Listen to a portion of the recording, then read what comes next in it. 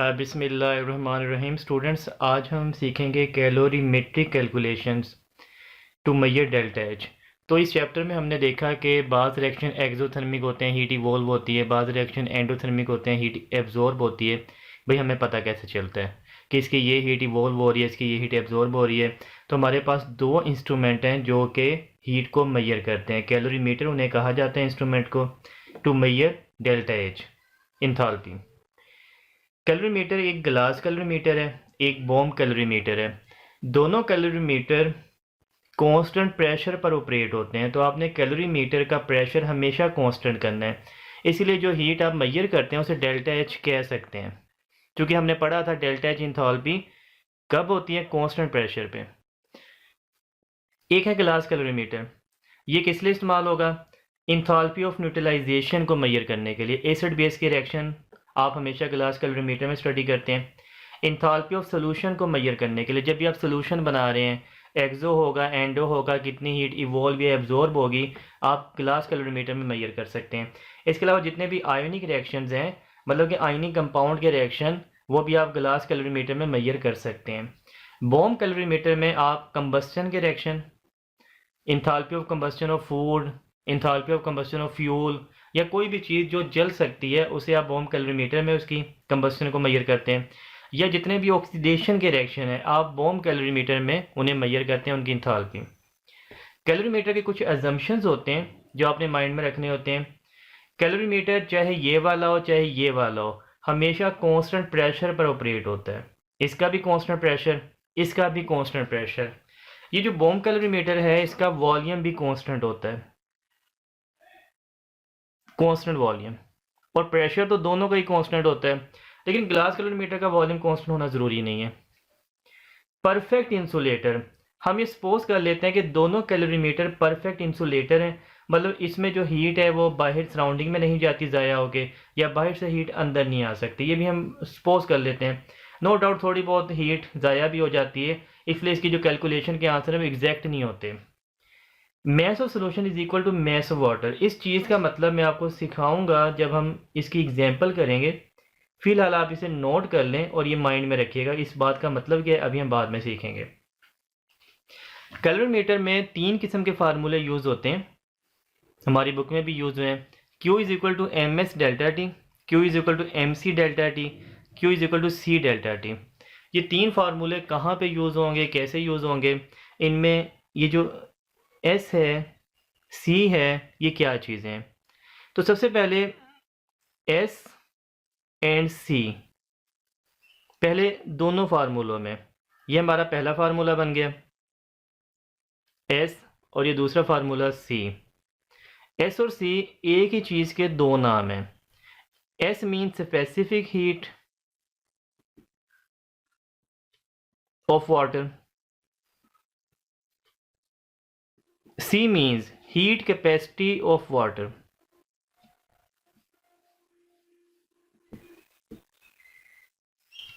ठीक है, ये दोनों की सेम वैल्यू होती है और दोनों एक ही चीज़ है। स्पेसिफिक हीट ऑफ वाटर या हीट कैपेसिटी ऑफ वाटर दोनों बिल्कुल सेम है। इनकी वैल्यू होती है 1 कैलोरी या 4.20 जॉल, या बाद बुक में 4.18 जॉल भी यूज़ होता है, लेकिन ये 4.18 जॉल से कैलकुलेशन मुश्किल हो जाती है, तो आपने 4.20 जॉल ही यूज़ करना है। या अगर आप इसे अर्च में लें, 10⁻⁷ अर्च, चूँकि ये जो हीट कैपेसिटी होती है या स्पेसिफिक हीट होती है, ये हम अमूमन जॉल में ही यूज़ करेंगे। ये हीट है, डिफरेंट इसके यूनिट हो सकते हैं, कैलोरी हो सकता है, जॉल हो सकता है, अर्च। हमारी बुक में इसे हमेशा जॉल में यूज़ किया गया है, तो आपने ये वाला तो लाजमी याद करना है। अब इसमें आगे डिटेल में मैं आपको समझाता हूँ ये हीट कैपेसिटी का कॉन्सेप्ट, ये भाई होती क्या है, इसकी डेफिनेशन क्या है, और ये क्यों हम ये यूज़ करते हैं, ये तो हम डिटेल में भी आगे पढ़ते हैं। फिलहाल आप एक और चीज़ समझिए, conversion. 1 calorie is equal to 4.2 joule. मिसाल के तौर पर कोई आपसे पूछ ले कि 100 कैलोरीज हैं इन्हें आप जाउल में कन्वर्ट करें, या 60 कैलोरीज हैं, इन्हें आप जाउल में कन्वर्ट करें, तो क्या करेंगे भाई, ये रिलेशन लगाएंगे 1 calorie is equal to this joule, 100 calories दोनों साइड पे 100 से मल्टीप्लाई कर दीजिएगा, 100 मल्टीप्लाइड बाई 4.2 जाउल, आपका आंसर आ जाएगा। इसी रिलेशन को अगर आप 60 की वैल्यू निकालना चाहते हैं, 1 calorie is equal to this, 60 calories is equal to, इसे 60 से मल्टीप्लाई कर दीजिएगा, 4.2 जाउल। तो जब भी आपने कैलोरीज से जाउल में कन्वर्ट करना है वैल्यू को, तो आपने इस रिलेशन से ही कन्वर्ट करना है, 1 calorie is equal to this joule. तो जो आपको वैल्यू दी जाए 60 कैलोरीज, आपने क्या करना है 4.2 से मल्टीप्लाई कर देना है, 100 कैलोरीज 4.2 से मल्टीप्लाई कर देना है। इसी तरह आप जाउल से कैलोरीज भी बना सकते हैं डिवाइड करके 4.2 पे। तो ये एक कन्वर्जन का मेथड है, माइंड में रखिएगा। एक और चीज़ समझिए, फिर हम ये हीट कैपेसिटी की जानिब आते हैं डिटेल में। डेल्टा टी, भाई इस फार्मूले में डेल्टा टी क्या है, चेंज इन टेम्परेचर। तो डेल्टा टी आप किस यूनिट में लेंगे, तो टेम्परेचर तो हमेशा केल्विन में लिया जाता है, लेकिन भाई ये चेंज इन टेम्परेचर है, डेल्टा टी है। मिसाल के तौर पर मैं आपको एग्जांपल देता हूँ।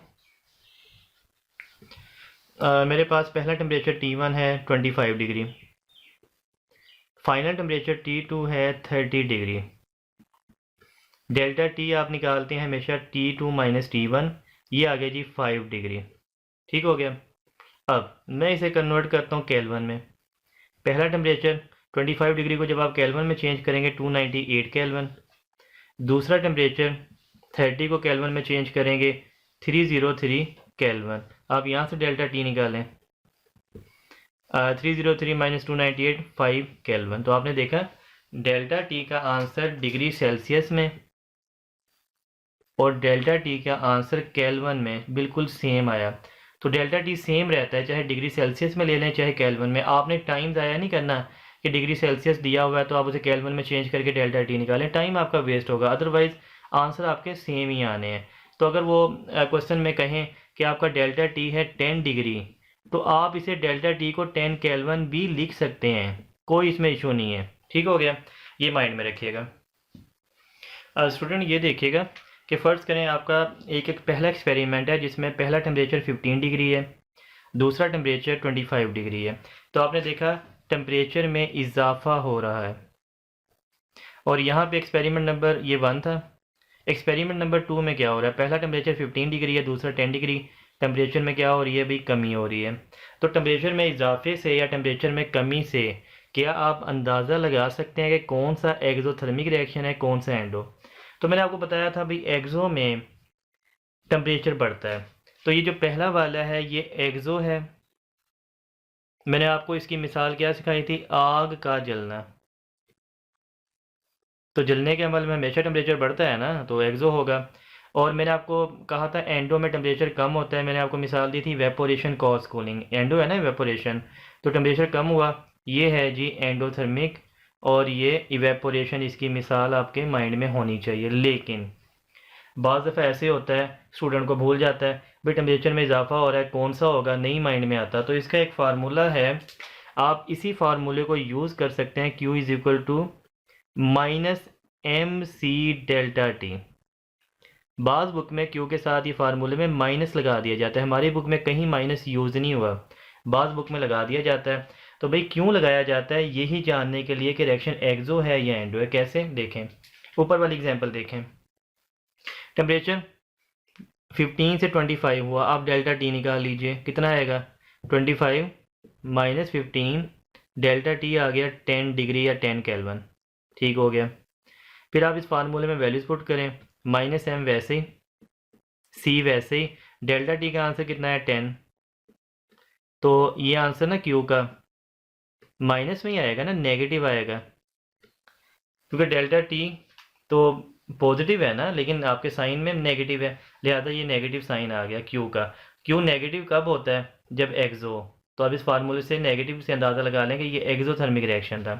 अब दोबारा इस मिसाल को समझें ताकि मज़ीद क्लियर हो बात। यहाँ दूसरे एक्सपेरिमेंट में डेल्टा टी निकालें, 10 माइनस 15, ये डेल्टा हमेशा T2 से T1 माइनस करना होता है, ये -5 आ गया आपके, केल्विन या डिग्री सेम है।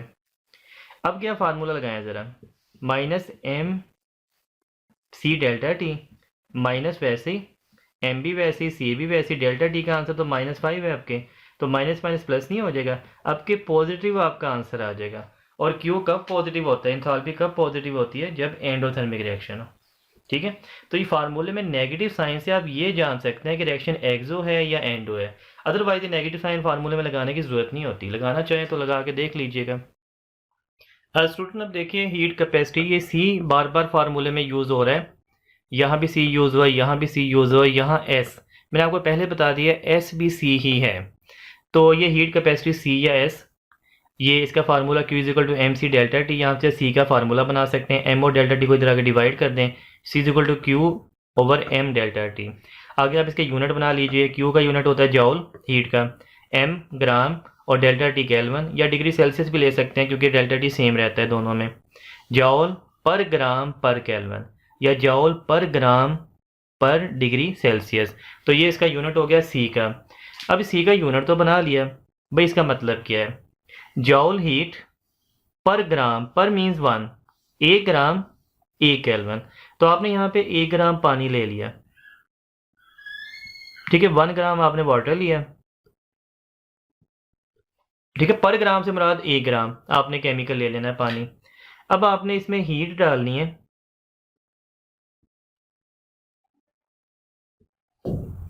और कितनी हीट डालनी है, आप चाहते हैं कि पानी का जो टेम्परेचर है ना, फर्ज करें 25 डिग्री है, वो 1 डिग्री या 1 केल्विन बढ़ जाए, फर्ज करें वो 26 डिग्री हो जाए, या 298 केल्विन से वो 299 केल्विन हो जाए, 1 डिग्री या 1 केल्विन आपने टेम्परेचर बढ़ाना है, 1 ग्राम पानी लेके पर केल्विन 1 केल्विन उसका टेम्परेचर बढ़ाना है, जितनी हीट आप प्रोवाइड करेंगे वो हीट कैपेसिटी कहलाएगी।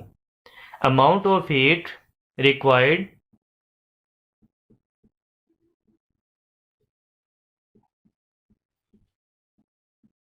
To raise temperature of 1 gram water to 1 kelvin और 1 डिग्री, ठीक हो गया। वो हीट जो आप प्रोवाइड करेंगे 1 ग्राम पानी का टेम्परेचर बढ़ाने के लिए 1 डिग्री या 1 केल्विन, ये हीट कैपेसिटी कहलाती है। पानी पे जब एक्सपेरिमेंट किया गया 1 ग्राम पानी लेके और उसका टेम्परेचर जो इनिशियल था उसे 1 डिग्री बढ़ा दिया गया, तो पानी के केस में ये आंसर है 4.2 जॉल या 1 कैलोरी, ठीक है। तो ये है पानी की हीट कैपेसिटी या स्पेसिफिक हीट, वो हीट जो पानी को देंगे ताकि पानी का टेम्परेचर 1 डिग्री केल्विन बढ़ जाए, ये कहलाती है जी हीट कैपेसिटी। इसकी वैल्यू इसीलिए है ये 4.2 ऐसे कैलकुलेट की है। 1 ग्राम पानी लिया, उस पर हीट डाली, टेम्परेचर नोट किया पहले, और जैसे 1 डिग्री टेम्परेचर बढ़ गया वो हीट नोट कर ली कितनी थी, ठीक है, वो इतना इसका आंसर आया था। अब समझें ये हीट कैपेसिटी पानी की 4.2 जॉल है, तो हमें इसका क्या फ़ायदा, भी हीट कैपेसिटी हम क्यों स्टडी कर रहे हैं। हीट कैपेसिटी, मैंने यहाँ पे वाटर ले लिया, ये वाटर है हमारे पास, फ़र्ज़ करें आप एक नहर के किनारे बैठे हैं, दरिया के किनारे बैठे हैं, और ये पत्थर हैं, आप फ़र्ज़ करें एक सड़क के किनारे बैठे हैं। तो भाई पिकनिक मनाने के लिए गर्मियों में कहाँ जाया जाता है, हमेशा पिकनिक मनाने का फ़ैसला हो तो क्या कहेंगे, भाई दरिया के किनारे चलते हैं या किसी झील के या नदी के किनारे जाके बैठ जाते हैं। कभी आपने कहा है पिकनिक मनाने सड़क के किनारे जाके बैठ जाते हैं, भाई नहीं बैठेंगे। क्यों नहीं बैठेंगे, वजह यह है कि पानी के किनारे आपको ठंडक का एहसास होगा और पत्थरों के पास आपको गर्मी का एहसास होगा। वजह क्या है, सूरज हर चीज़ पे अपनी हीट फेंक रहा है और बराबर। सूरज ये नहीं देखता भाई ये पानी है मेरा दोस्त है इस पर कम हीट फेंकूं, ये पत्थर है मेरे दुश्मन है इन पे ज़्यादा हीट फेंक दूँ, ऐसा नहीं होता।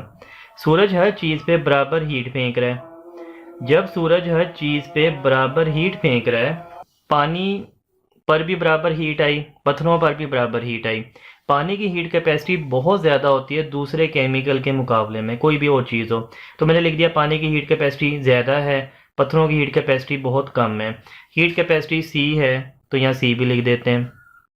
कुदरत ने पानी को बहुत नवाजा है, पानी में ऐसी बहुत सी खूबियाँ हैं जो और किसी केमिकल में नहीं है, उनमें से एक हीट कैपेसिटी भी है, ठीक है।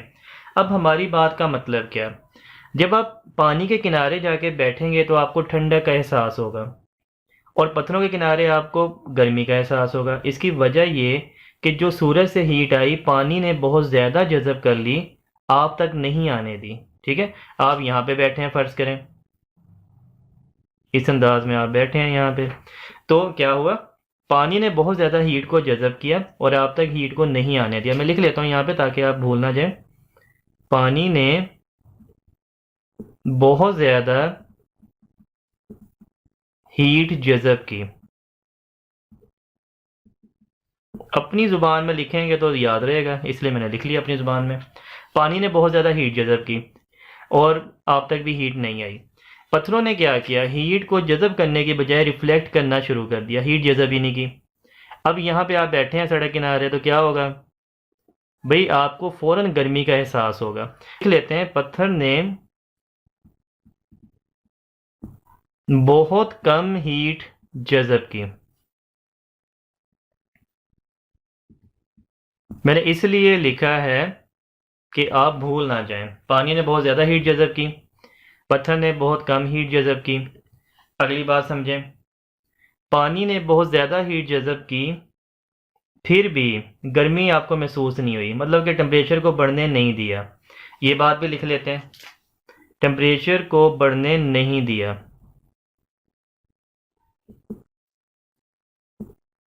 नहीं दिया। इन्होंने क्या किया, पत्थरों ने टेम्परेचर को एकदम बहुत ज़्यादा बढ़ा दिया। टेम्परेचर को बढ़ा दिया, जब भी तो गर्मी महसूस करेंगे ना, टेम्परेचर बढ़ा दिया इन्होंने। तो पानी ने टेम्परेचर को बढ़ने नहीं दिया, इन्होंने टेम्परेचर को बढ़ा दिया। ठीक है, तो जैसे हर इंसान की कैपेसिटी होती है ना, बाज़ लोग बर्दाश्त कर जाते हैं, कोई उन्हें जितना मर्जी बातें सुना ले वो बर्दाश्त कर लेते हैं, कूल माइंडेड रहते हैं। पानी भी वही है, कूल माइंडेड है।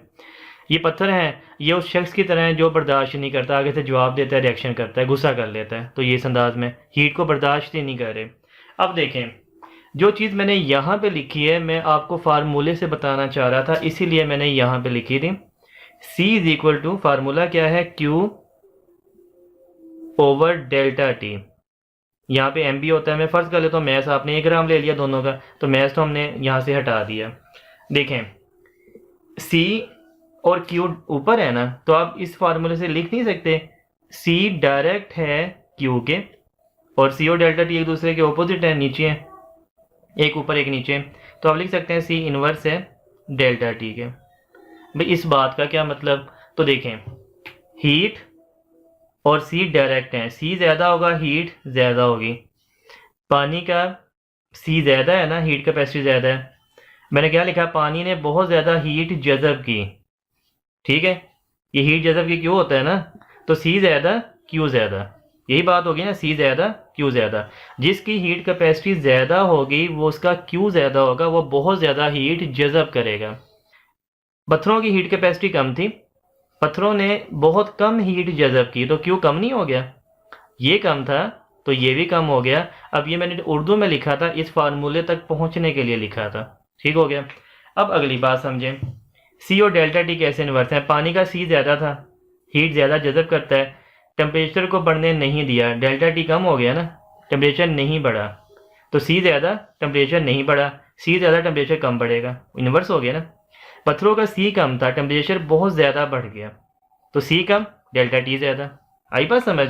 तो मैंने फार्मूले को साबित करने के लिए आपको एग्जांपल से समझा दिया कि जिसका C ज़्यादा, जिस केमिकल का, वो हीट ज़्यादा जज़ब करेगा, और जिसका C ज़्यादा वो टेम्परेचर को कम बढ़ने देगा। मैं आपको अभी इसकी प्रैक्टिस करवाता हूँ। स्टूडेंट, मैंने क्वेश्चन बनाया है आयरन, गोल्ड, एलुमिनियम, कॉपर, और मैंने इसकी हीट कैपेसिटी मेंशन कर दी है 0.44, 0.13, 0.90, 0.39।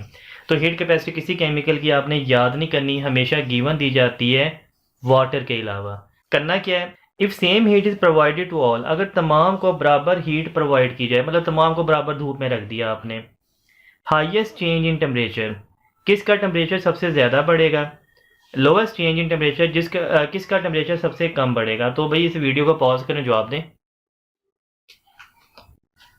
तो हाईएस्ट चेंज इन टेम्परेचर, क्या सोचा आपने, किसका टेम्परेचर सबसे ज़्यादा बढ़ेगा। मैंने क्या कहा था, डेल्टा टी और C एक दूसरे के इन्वर्स हैं, जिसका टेम्परेचर सबसे ज़्यादा बढ़ेगा उसका C सबसे कम होना चाहिए। तो आप देख लें C सबसे कम किसका है, ये रहा जी गोल्ड AU, इसका टेम्परेचर सबसे ज़्यादा बढ़ेगा। और अगला question, lowest change in temperature, किसका टेम्परेचर सबसे कम बढ़ेगा? कम, जिसका सी सबसे ज़्यादा होना चाहिए। तो सी सबसे ज़्यादा किसका है जी? एल्यूमिनियम 0.9। आगे बात समझ। तो इस अंदाज में आपने चीज़ों को लेके चलना है। स्टूडेंट देखें, मैंने दो मज़ीद क्वेश्चन बनाए हैं अपने ही इस फार्मूले को डिस्कस करने के लिए। 1 ग्राम वाटर एब्जॉर्ब 4.2 जॉल हीट। पानी का मैस दे दिया, कितनी हीट एब्जॉर्ब करेगा, क्यू की value they the. But is increase in temperature, आपने डेल्टा टी फाइंड आउट करना है। तो आपने फार्मूला हमेशा ये यूज़ किया करना है, Q is equal to M C delta T. इसकी जगह आप ये ऐसे भी लिख सकते हैं, दोनों सेम ही फार्मूले हैं, लेकिन ये लास्ट वाला भी आपने यूज़ नहीं करना। ये कहाँ पे यूज़ होता है ये मैं आपको बाद में इसे बताऊंगा। देखें, फार्मूला आपने लगाया Q is equal to M C delta T. Q की वैल्यू कितनी है? 4.2 जाउल।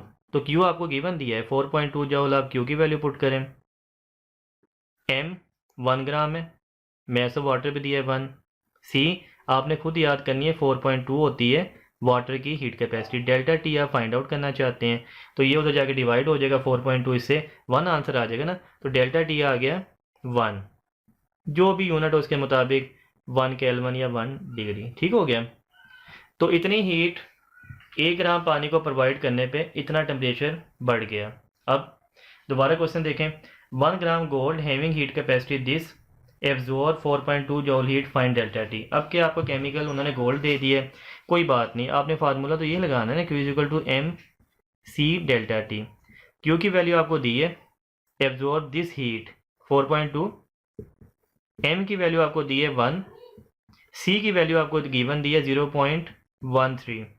तो डेल्टा टी आप निकालना चाहते हैं, इसे उधर जाके डिवाइड कर दीजिएगा, 4.2 डिवाइड बाय 0.13, आंसर आएगा 32 केल्विन। तो आपने देखा, सेम वाटर था 1 ग्राम, सेम गोल्ड था 1 ग्राम, तो प्रोवाइड 4.2 जॉल इसे हीट की गई, सेम हीट इसे प्रोवाइड की गई, बस हीट कैपेसिटी का फ़र्क था ना। तो जिसकी हीट कैपेसिटी ज़्यादा थी वाटर की, उसका टेम्परेचर कितना कम बढ़ा, और जिसकी हीट कैपेसिटी कम थी उसने टेम्परेचर कितना ज़्यादा बढ़ा दिया, 32 केल्विन, ये 1 केल्विन था। तो अब आपको बात समझ आई मेरी, कि जिसकी हीट कैपेसिटी ज़्यादा टेम्परेचर में इजाफा कम होगा, जिसकी हीट कैपेसिटी कम टेम्परेचर में इजाफा बहुत ज़्यादा होगा। स्टूडेंट अभी तक हम फार्मूले में डिस्कस कर चुके Q is equal to M C delta T. Q heat है, ये आपने मेजर करनी होती है। सी के बारे में मैंने आपको कॉन्सेप्ट सिखा दिया है, हीट कैपेसिटी या स्पेसिफिक हीट, ये वाटर की 4.2 जॉल पर केल्विन पर ग्राम है, ये हमने डिस्कस कर लिया। डेल्टा टी मैंने आपको सारा कॉन्सेप्ट दे दिया, मैंने कहा ये डिग्री सेल्सियस केल्विन में सेम होगा। मैंने कहा आप डेल्टा टी इंक्रीज़ या डिक्रीज से एक्सो या एंडो का अंदाज़ा लगा लेंगे। अब एक चीज़ रह गई एम, और ये ऐसी चीज़ है जहाँ पे 99% स्टूडेंट न्यूमेरिकल में गलती करते हैं। ठीक है, अब आपने m का कॉन्सेप्ट समझना है, इस फार्मूले में m क्या पुट करना है। तो याद रखिएगा, इस फार्मूले में आपने m पुट करना है मैस ऑफ वाटर। इसे नोट कर लीजिएगा, जैसे मैंने आपको अभी 2 स्लाइड पहले एक यहाँ पे अजम्पशन लिखे थे, मैंने कहा था अजम्पशन नोट कर लीजिएगा, मैं आपको बाद में सिखाऊंगा। ये भी आप नोट कर लीजिएगा, अभी न्यूमेरिकल्स आते हैं तो मैं आपको सिखाऊंगा।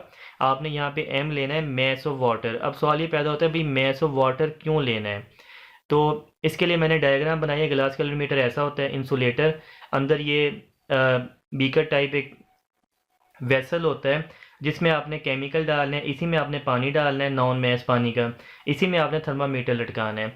बॉम कैलोरीमीटर एक सिलेंडर होता है, इसी में आपने केमिकल रख के जलाना होता है, ये इलेक्ट्रिसिटी से प्रोवाइड करके जलाना होता है। इस सिलेंडर में ऑक्सीजन भरनी होती है, और इस सिलेंडर को आपने पानी में डबो देना है, बाहर ये पानी है, और थर्मामीटर आपने पानी में ही लगाना है।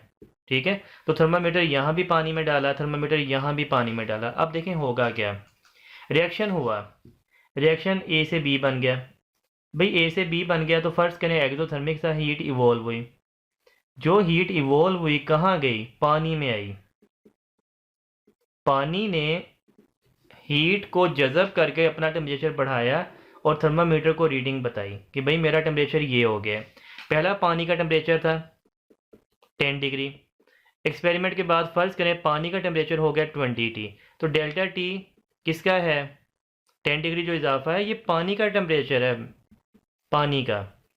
यहाँ पे देखें, फ़र्ज़ करें केमिकल के जलने से पहले पानी का टेम्परेचर था 15 डिग्री। केमिकल जला, हीट बाहर आई, पानी ने हीट को जज़ब किया, पानी का फाइनल टेम्परेचर हो गया 20 डिग्री। डेल्टा टी जो इजाफा हुआ है 5 डिग्री, ये किसके टेम्परेचर में इजाफा हुआ है? केमिकल के तो नहीं, ये पानी के टेम्परेचर में इजाफा हुआ है। तो भाई आप यहाँ पे डेल्टा टी किसका ले रहे हैं? पानी का। सी किसका ले रहे हैं? पानी का। तो भाई ये पानी का, ये पानी का, तो एम किसका लेना है? वाटर का लेना है, और किसी केमिकल का नहीं ले लेना। आए प्रैक्टिस करते हैं। देखें, इफ़ 1.5 ग्राम NaOH, ये सल्यूट का मैच दे दिया, is dissolve in 100 gram water, 100 gram water में इसे हल करना है। Find delta H if delta T, delta T दे दिया है तो आपने डेल्टा एच फाइंड आउट करना है। ये जो डेल्टा एच होता है ना, क्यू को ही बोलते हैं, तो Q is equal to M C delta T. आपने ये फार्मूला लगा दिया, क्यू ही डेल्टा एच है। आप इसकी जगह डेल्टा एच भी लिख सकते हैं। क्यों? क्योंकि हम कांस्टेंट प्रेशर पे ही इंथैल्पी पढ़ते हैं कैलोरीमीटर में। तो अब देखें m क्या है, मैंने आपको अभी सिखाया मैस ऑफ वाटर। यहाँ पे आपने 1.5 ग्राम पुट नहीं कर देना। तो मैस तो ये भी गिवन है, मैस तो ये भी गिवन है। अक्सर स्टूडेंट क्या करते हैं, दोनों को ऐड करके यहाँ पे पुट कर देते हैं, गलत हो जाएगा। भाई मैस यहाँ पे मैस ऑफ वाटर है, दैट इज़ 100 ग्राम, ठीक हो गया। See, heat capacity of water 4.2 joule per gram पर केल्विन। अगर आप यूनिट भी बनाना चाहें, जॉल पर केल्विन पर ग्राम, ठीक है, ये 100 ग्राम था। और डेल्टा टी उन्होंने खुद ही दे दिया 3.6 डिग्री, तो 3.6 केल्विन सेम ही चीज़ होगी ना। तो ये नहीं कि आप इसे केल्विन में कन्वर्ट करना शुरू कर दें। मैंने कहा डेल्टा टी डिग्री में केल्विन में सेम ही होगा। अब देखें, ये वाला ग्राम इस ग्राम से कैंसिल हो गया, ये पर केल्विन इस केल्विन से कैंसिल हो गया, तो जॉल बचेगा ना। तो जो क्यू का आंसर आएगा वो जॉल में आएगा। तो इसका आंसर आ जाएगा 1504 जॉल। ठीक है, मैंने आपको यूनिट बताया कि जॉल में आया करेगा क्यू का आंसर। फिर आपने इसे किलो जॉल में चेंज करना है 1000 पे डिवाइड करके, 04 डिवाइड बाय 1000। अब ये बना करेगा किलो जॉल में, ये बन जाएगा 1.5 नियर अबाउट किलो जॉल। यहाँ तक सेकंड मिस्टेक जो बच्चे करते हैं वो ये कि समझते हैं क्वेश्चन ख़त्म हो गया, यहाँ से टैली करते हैं, ऑप्शन में होता है लगा देते हैं। ये क्वेश्चन अभी ख़त्म नहीं हुआ, ठीक है। अगर क्वेश्चन ख़त्म होना था तो फिर ये सल्यूट आपको क्यों दिया गया है? अभी तक ये यूज़ ही नहीं हुआ। आपने यहाँ पे एम क्या पुट किया? Mass of water. C heat capacity water, delta T given है, तो सल्यूट का क्या फ़ायदा? अब आपने सल्यूट को यूज़ करना है। जो आपको सल्यूट दिया जाए आपने एक ही काम करना है, इसके नंबर ऑफ मोल्स बनाया करने हैं। तो सल्यूट हमारे पास है NaOH, आप इसके नंबर ऑफ मोल बनाएंगे। NaOH के नंबर ऑफ मोल का क्या formula? Mass over molar mass. Mass है जी 1.5, मोलर मैस इसका 40। इसका आंसर आ जाएगा 0.037। तो आपको जो कैलकुलेशन दी जाएगी नहायत ही आसान, जो कि बुक का क्वेश्चन है मैं इसलिए करवा रहा हूँ, इसकी कैलकुलेशन थोड़ी सी मुश्किल है। जब आप नंबर ऑफ मोल निकाल चुके हैं NaOH के, अब आपने इन दोनों आंसर को जो निकाले हैं कंपेयर कर लेने हैं। भी हमने नंबर ऑफ मोल सल्यूट के निकाले और हमने हीट वाटर की निकाल ली। तो सल्यूट अगर 0.037 मोल हो तो हीट कितनी बनी थी? 1.5 किलो जॉल। आपने दोनों आंसर को कंपेयर करना है। अगर ये 1 मोल हो तो ये 0.037 इधर आके डिवाइड हो जाएगा ना, 1.5 डिवाइड बाय 0.037। अब आपका फाइनल आंसर आएगा जो भी आ जाए 40 यहाँ तकरीबन आ जाएगा किलो जॉल पर मोल। ये पर मोल, एक मोल की बनाने के लिए आपने ये मोल सल्यूट के निकाले और फिर कंपैरिजन करके एक मोल का आंसर निकाला। इसी चीज़ को मैं आपको यहाँ पे दोबारा समझाता हूँ ताकि चीज़ क्लियर हो। 53 gram sodium carbonate when dissolved in 200 gram water, the temperature of water increase from 25 to 30 degree, find delta H. तो अब आपने क्यू का फार्मूला लगा दिया MC डेल्टा टी, लेकिन M ये वाला पुट नहीं कर देना, ये सल्यूट है। M क्या पुट करना है? अभी मैस ऑफ वाटर 200 ग्राम, ये बन जाएगा 4200 जॉल। आपने इसे 1000 पे डिवाइड किया, 4.2 किलो जाउल। इस क्वेश्चन को यहीं पे छोड़ दिया। अब सल्यूट की बारी। भाई आपका जो सल्यूट है, अब आप इसके नंबर ऑफ मोल बनाएंगे। नंबर ऑफ मोल Na2CO3 के, मैथ इसका है 53, मोलर मैथ इसका होता है 106, आंसर आएगा 1/2.5 मोल। अब आप कंपैरिजन करेंगे। भाई आपने जो दोनों आंसर निकाले हैं इन्हें आपने कंपेयर कर देना है कि 0.5 मोल हो तो हीट कितनी, 4.2 किलो जाउल। अगर 1 मोल होता है ये केमिकल तो हीट कितनी, 4.2 डिवाइड बाय 0.5, और ये आपका आंसर आ जाएगा 8.4 किलो जाउल पर मोल। तो पर मोल निकालने के लिए सल्यूट के मोल निकाले, फिर 1 मोल निकालना पड़ा आपको। आई बात समझ। दो क्वेश्चन देखेगा मजीद।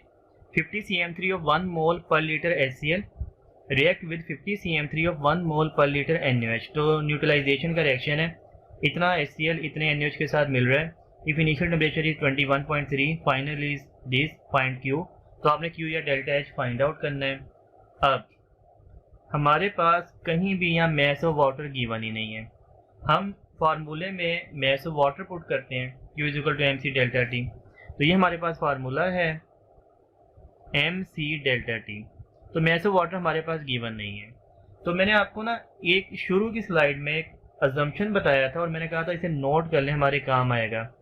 Mess of solution equal to mass of water.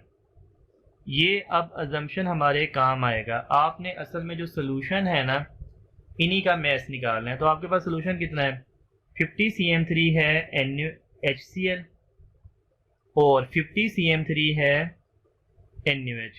आपने वॉल्यूम ऑफ सोल्यूशन निकाल लेना है।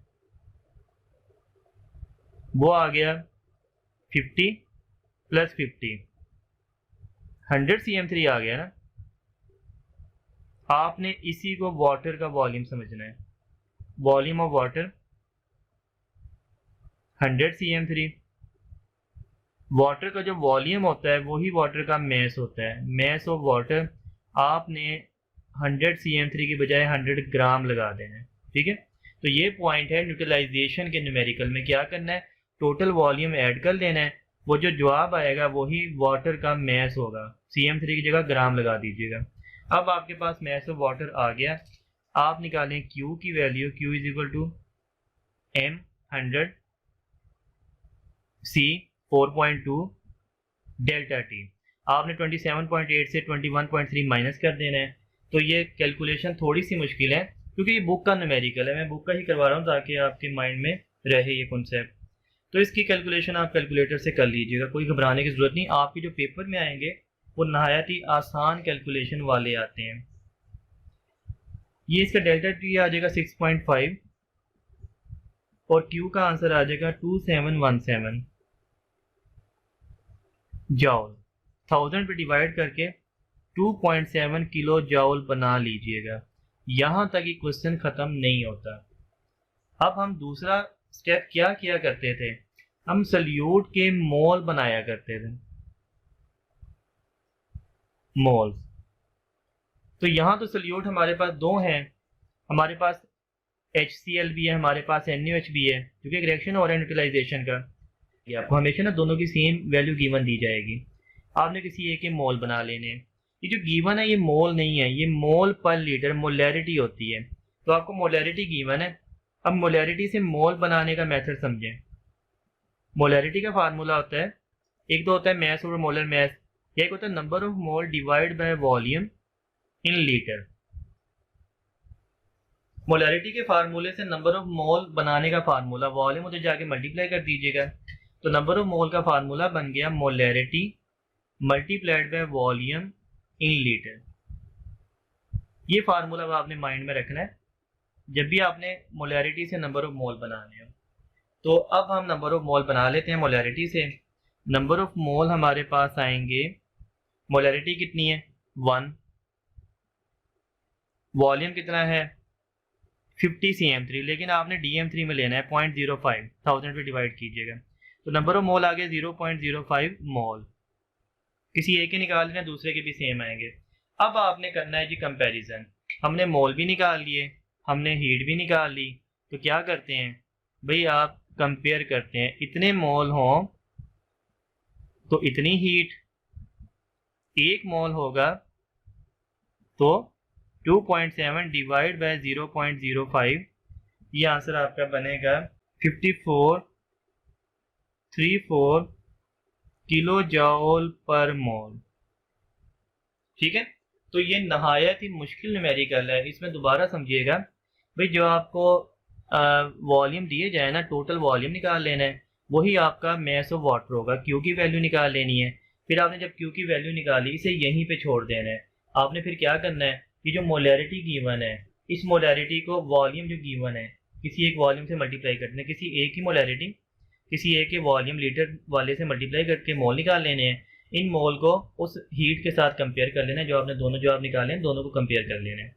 दोबारा इसकी प्रैक्टिस करवाता हूँ ताकि मजीद बातें क्लियर हो जाएं। अब देखिए 100 CM3 of 1 molar HCl react with 100 CM3 of 1 molar NaOH। सबसे पहले आपने टोटल वॉल्यूम निकाल लेना है। 100 + 100 200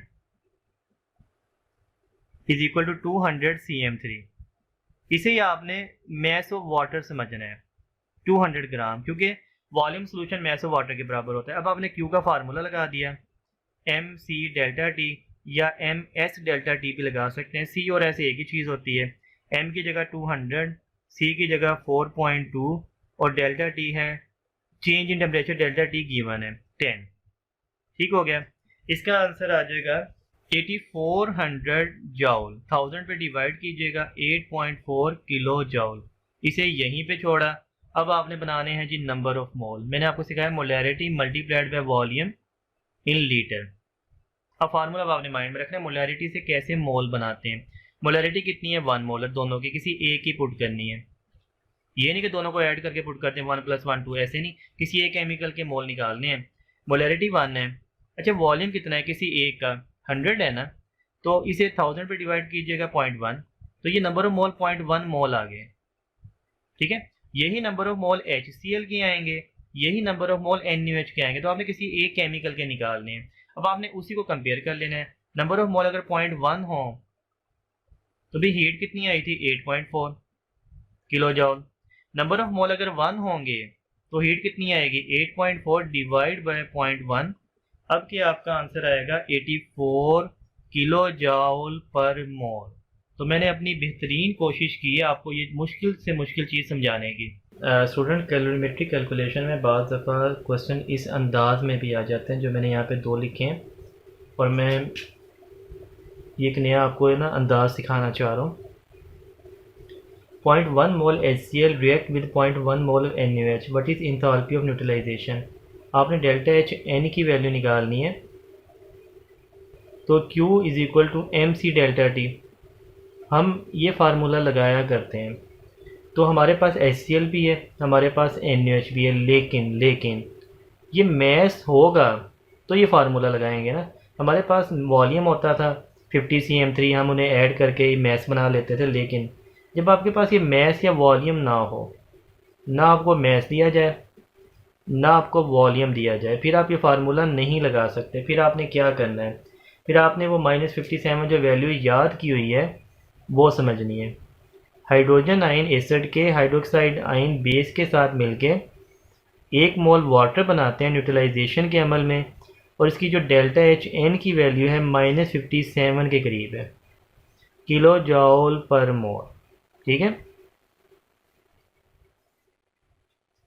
या आप ऐसे भी लिख सकते हैं ना, HCl, H आयन की जगह HCl, NaOH की जगह OH की जगह NaOH मिलके वाटर, और ये NaCl आयन की शक्ल में बनाते हैं। तो इसकी डेल्टा H की वैल्यू सेम है, जो मर्जी इक्वेशन लिख दें। अब देखें ये इक्वेशन आपको बताती क्या है। अगर आप HCl 1 मोल लेंगे तो NaOH भी 1 मोल लेंगे, बराबर है ना, इक्वेशन बता रही है।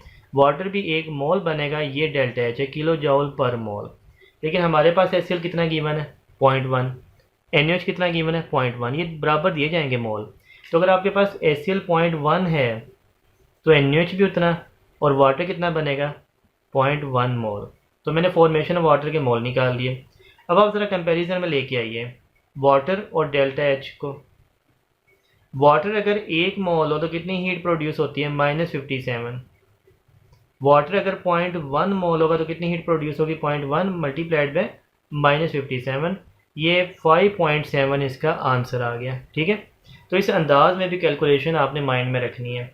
यहाँ पे आ जाए 0.1 mole NaOH react with 0.05 mole H2SO4, find delta HN। ये 4 ऑप्शन है हमारे पास। तो देखें अब के मोल बराबर नहीं दिए गए, मैंने कहा था आपको मोल बराबर दिए जाएंगे। 0.1 NaOH दे दिया और 0.05 H2SO4 दे दिया, यहाँ पे बराबर दिए गए थे 0.1 HCl और 0.1 NaOH। तो भाई इसमें परेशान होने की ज़रूरत नहीं, हम इन्हें बराबर कर लेंगे। कैसे, आप बनाए जी इक्वेशन। NaOH जब आयोनाइज होता है तो क्या करता है भाई, सोडियम आयन बनाता है और हाइड्रोक्साइड आयन बनाता है।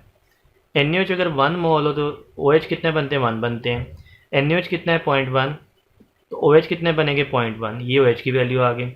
अब आप इक्वेशन बनाइए H2SO4 की। H2SO4 जब आयोनाइज होता है H आयन कितने बनाता है, 2, और SO4 कितना बनाता है, 1। कंपैरिजन करके देखें, अगर H2SO4 1 होगा, H कितने बनाएगा, 2।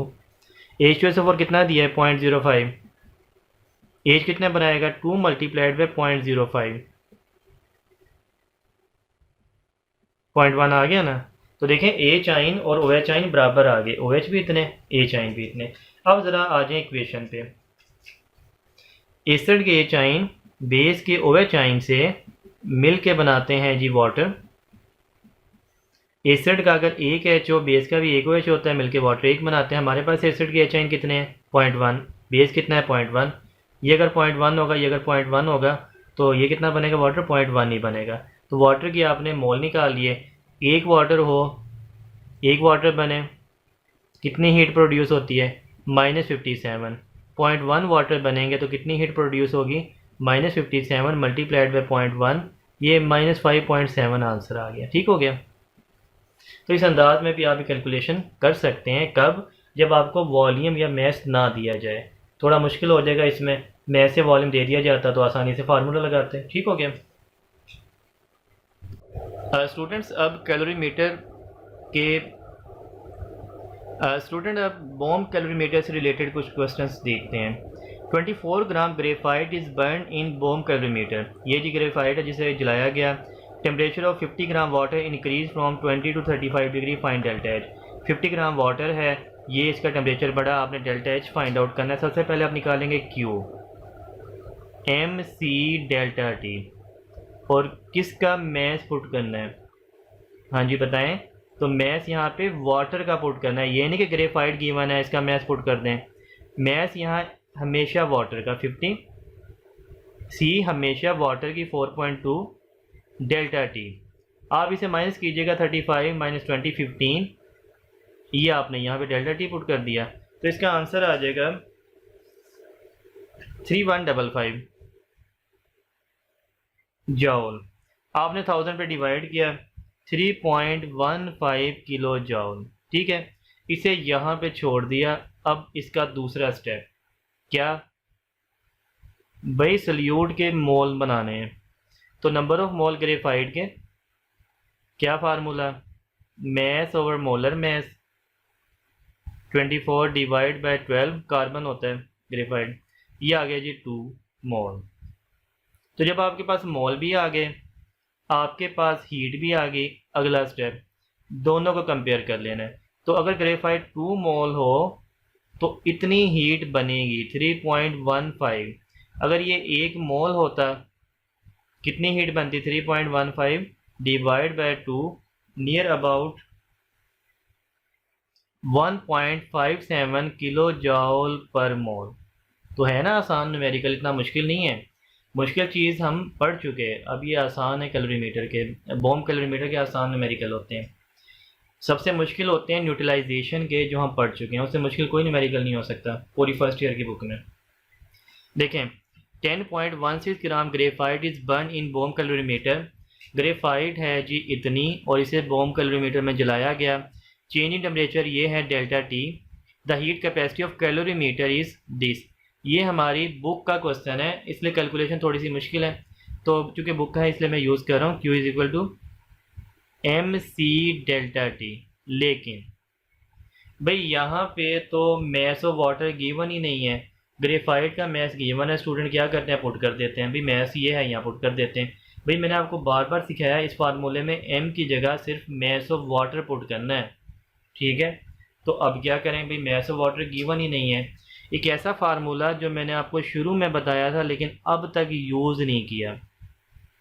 ये फार्मूला बाज़ दफ़ा बॉम कैलोरीमीटर में यूज़ करना पड़ जाता है जब आपको यहाँ पे हीट कैपेसिटी खुद गिवन दे दी जाए और वो हीट कैपेसिटी वाटर की ना हो, क्योंकि वाटर की हीट कैपेसिटी कितनी है 4.2, यहाँ पे हीट कैपेसिटी कितनी है 86 किलो जॉल। तो ये हीट कैपेसिटी वाटर की तो नहीं है, फिर ये किसकी है? देखें, the heat capacity of calorimeter is 86। ये कैलोरीमीटर की हीट कैपेसिटी है। असल में कैलोरीमीटर की हीट कैपेसिटी वाटर के मैस और वाटर की हीट कैपेसिटी को मेजर करके निकाली जाती है। उन्होंने आपको वाटर का मैस नहीं दिया, उन्होंने खुद ही वाटर के मैस को, फ़र्ज़ करें वो एक्स्ट्रा, वाटर की हीट कैपेसिटी से मल्टीप्लाई करके ये आंसर बता दिया है। तो ये तो ज़्यादा आसान हो गया है। तो आपने ये फार्मूला लगाना है Q is equal to C delta T. असल में ये M और C का मल्टीपल ही ये C है।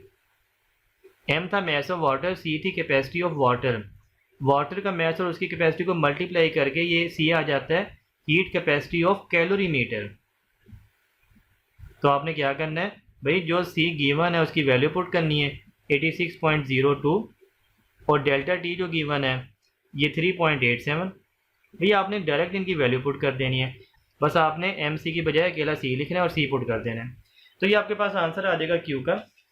ये आंसर आपका आ जाएगा 332। आपके ये जॉल में नहीं आएगा, किलो जॉल में आएगा, क्योंकि आपको हीट कैपेसिटी आपके किलो जॉल में दी गई है। पहले आप जॉल में पुट करते थे वाटर की हीट कैपेसिटी, तो ये आ जाएगा किलो जॉल। इसे यहाँ पे छोड़ा। भाई ये जो ग्रेफाइट है इसका फिर क्या अमल दखल है? इसके नंबर ऑफ मोल बनाने हैं, तो आपने नंबर ऑफ मोल बनाए ग्रेफाइट के, मैस ओवर मोलर मैस 12, ये मोल आ जाएंगे 0.84। जब आपके पास सल्यूट के मोल आ जाएं तो क्या करते हैं भाई, कंपेयर करते हैं। 0.84 मोल ग्रेफाइट, हीट कितनी बन रही है 332 किलो जॉल। एक मोल होता तो हीट कितनी बनती 332 डिवाइड बाय 0.84। इसका आंसर आ जाएगा 395 किलो जॉल पर मोल।